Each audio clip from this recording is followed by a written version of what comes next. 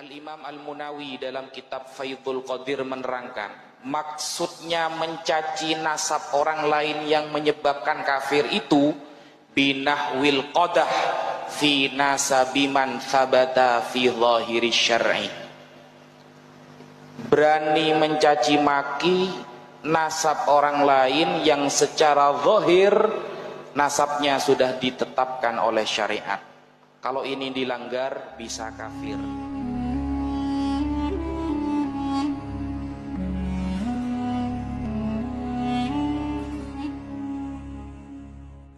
Bagi yang percaya, alhamdulillah.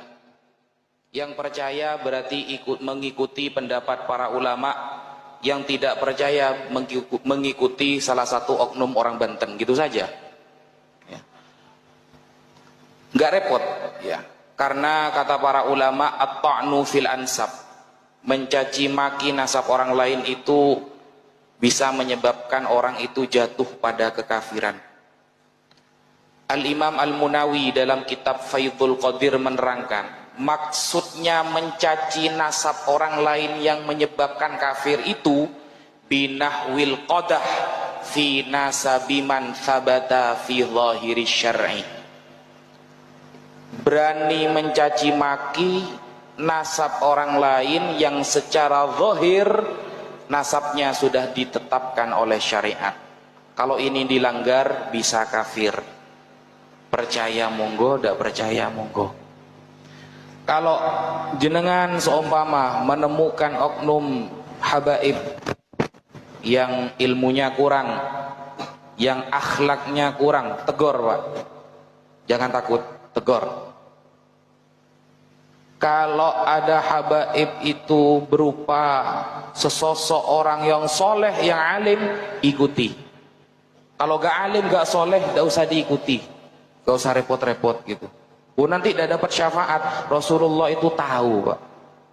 Syafaati lil kabair min ummati. Syafaatku untuk pendosa besar dari kalangan umatku. Allah lebih tahu.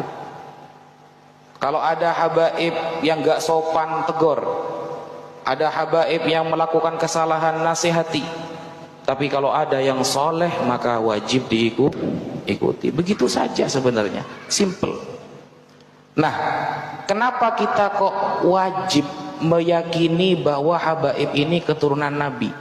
Al-Fakir pribadi, saya pribadi Pak, setelah banyak membaca kitab-kitab nasab, sangat jarang ditemukan nasab yang lebih sahih daripada nasab Ba'alawi. Saya ulangi, setelah Al-Fakir membaca kitab-kitab nasab dari Umdatul Thalib, Al-Mu'aqibun, Ibnu Taqtaqi, dan lain sebagainya, hampir sulit ditemukan nasab yang lebih sahih daripada nasab Ba'alawi. Ba'alawi ini sahihnya itu bil ijma'. Makanya istilah nasab itu ada 4 Pak. Pertama, sahihun nasab. Apa artinya sahihun nasab? Nasabnya sahih. Definisinya adalah wa huwa alladhi thabata nasabuhu indan nasabah bisyahadati wa qubila binuskhatil asli bi ijma'il masyayikhin nasabin wal ulama'il mashhurin bil amanati was salahi wal fadl wa kamalin lil akli wa taharatil maulid. Itu definisi nasab yang sahih. Adalah orang yang nasabnya sudah terkonfirmasi oleh ulama nasab dengan saksi nyata. Saksinya harus tahu ilmu nasab juga, dan menggunakan nuskhatul asli, salinan yang asli yang disepakati, wa nussa alaihi bi ijma'il masyayikhin nasabin, dan salinan ini, catatan ini disepakati oleh para ulama nasab. Nasabah, bukan nasabah BRI BNI ini Pak ya. Nasabah ahli nasab artinya ya. Takut sampai pikirannya angsuran soalnya biasanya Pak. Ya, Allahu Akbar, aduh besok jatuh tempo kan gitu kalau kita kan. Ya. Ini bukan nasabah bermakna ahli nasab. Ya. Wal ulama'il masyhurin, bukan hanya ulama ahli nasab, tapi juga diakui oleh ulama yang masyhur bil amanati dengan amanahnya, wassolahi dan kesolehannya, wal fadli dan keutamaannya, wa kamalil akli dan kesempurnaan ilmunya, wa taharatil maulid dan suci lahiriahnya. Ini nasab Ba'alawi. Di bawahnya sedikit ada yang namanya makbulun nasab, nasab yang masih diterima. Apa itu? Ma thabata nasabuhu inda ba'din nasabin wa ankarahu akhar fasara makbulan min jihati syahidaini adlaini. Kalau ada perbedaan pendapat antara ulama nasab A dan B, yang A mencetuskan ini sahih, yang B mengingkari, kalau ada perbedaan namanya makbulun nasab, nasabnya masih diterima. Ini di bawahnya sahih. Dan ini bisa terkonfirmasi min jihati syahidaini adlaini, harus ada dua saksi yang faham nasab. Nah, di bawahnya sedikit ada yang bernama masyhurun nasab, nasab yang masyhur. Siapa mereka? Yaitu manishtahara bisiyadati walam yu'raf nasabuhu, orang yang masyhur sudah dikatakan sayyid tetapi nasabnya tidak diketahui. Ini namanya masyhurun nasab.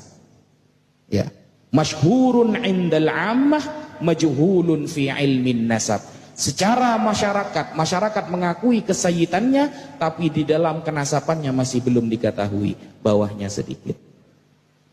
Paling bawah namanya mardudun nasab. Apa mardudun nasab? Manidda'a ila qabilah walam yakun minhum thumma alimu tilkal qabilah bibutlanih thumma mana'uhu an da'wahu fasara hukmuhu indan nasabah annahu mardudun nasab. Ada orang ngaku-ngaku sayyid dari jalur Jilani contohnya. Lah yang Al-Jilani yang lain menolak, kamu bukan Jilani. Nah, kalau ada yang menolak yang lain, saya ngaku-ngaku Ba'alawi, yang lain menolak, Ba'alawi yang lain menolak, itu namanya mardudun nasab. Nasabnya ditolak. Nah, dari keempat-empatnya nasab Ba'alawi ini adalah sahihun nasab, karena tidak akan pernah ditemukan satu saja ulama ahli nasab internasional yang kitabnya dikaji di seluruh dunia yang membatalkan nasab Ba'alawi. Tidak akan ketemu sampai Dajjal keluar 2 kali, saudara. Tidak akan ada itu. Saya tunggu sampai Dajjal keluar 2 kali. Tidak ada itu. Nah, kalau mau, jadi begini,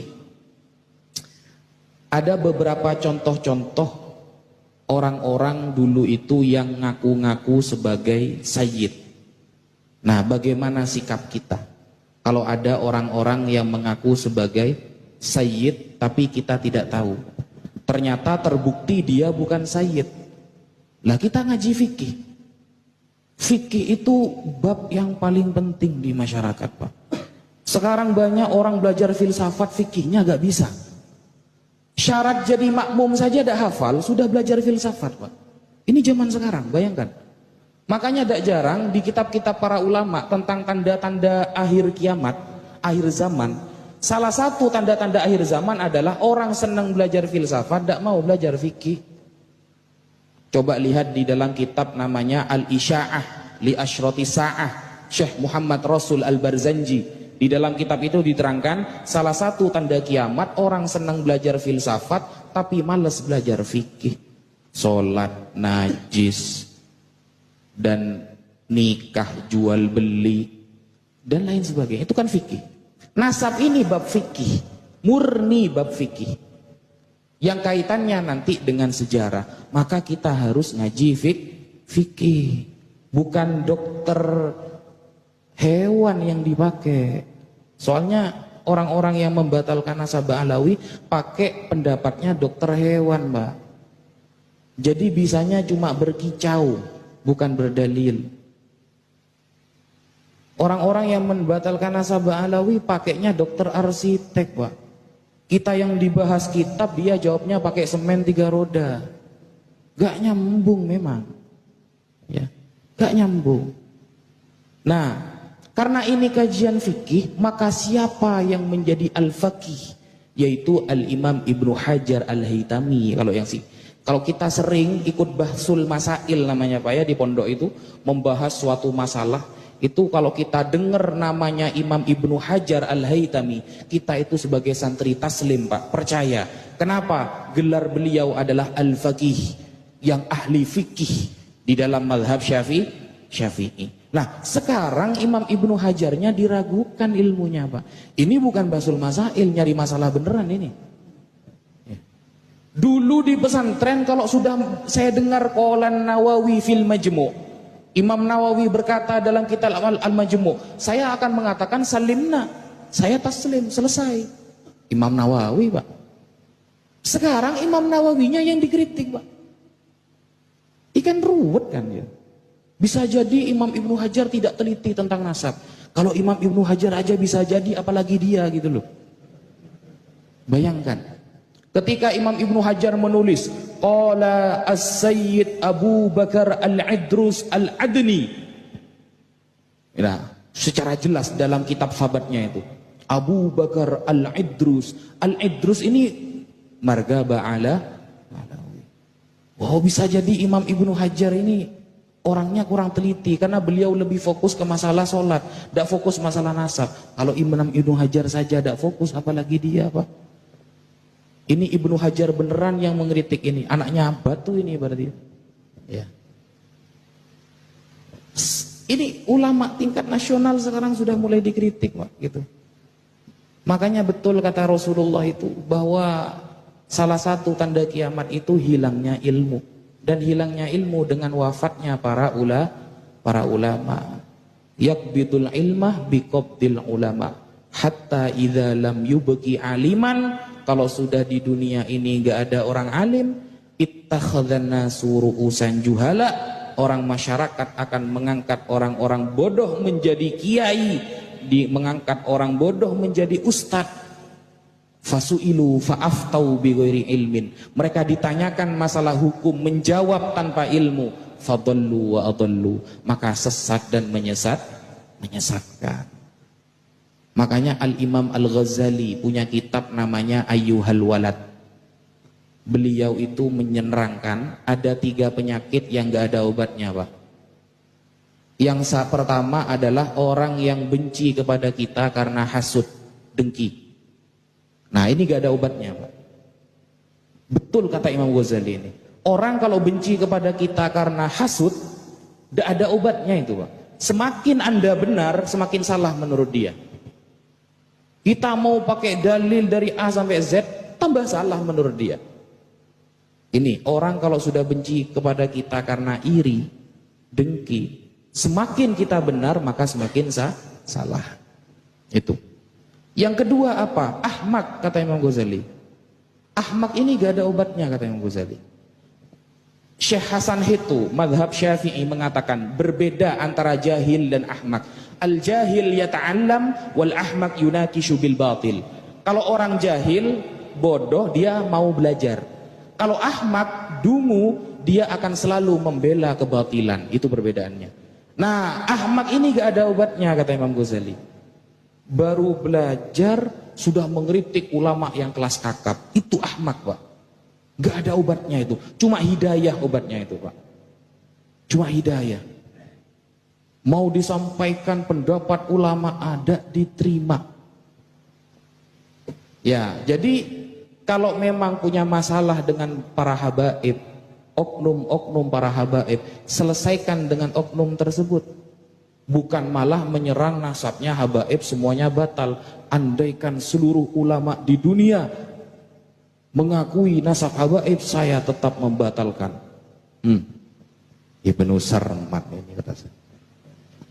Ya, seluruh umat dunia.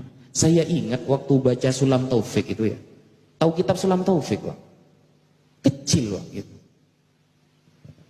Di dalam kitab itu kan dikatakan bahwa nanti di akhir zaman banyak orang murtad gara-gara perkataannya Dia tidak sadar kalau dirinya murtad gara-gara perkataannya itu. Termasuk contoh perkataan yang membuat murtad kalau di Sulam Taufik itu ya. Contoh kita mengatakan begini. Andaikan Allah mengubah arah kiblat ke utara, saya tidak akan taat, tetap ke arah barat. Nah itu murtad itu. Coba baca di Sulam Taufik itu, Pak. Andaikan Allah takdirkan besok kiblat diubah ke arah sana, saya tidak akan ikut, saya tetap ke barat. Nah itu tidak boleh seperti itu, Pak. Kan mirip-mirip sama yang tadi kan.